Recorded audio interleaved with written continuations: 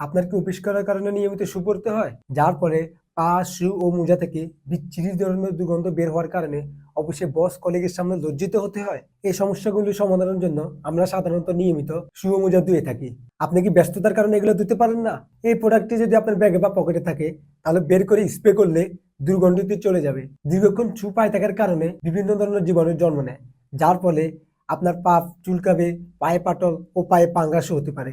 তাছাড়াও পায়ে বিভিন্ন ধরনের জীবাণুর কারণে আপনি প্রতিনিয়ত অসুস্থ হতে পারেন।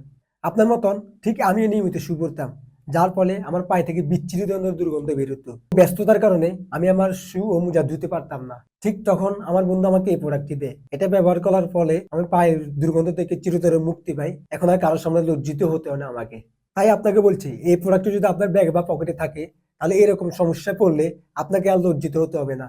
এই প্রোডাক্টটি অর্ডার করতে আমাদের স্ক্রিনে দেওয়া নাম্বারে কল করুন বা নিচে দেওয়া বাটনে ক্লিক করে আপনার নাম, নাম্বার, ঠিকানা পাঠিয়ে দিন।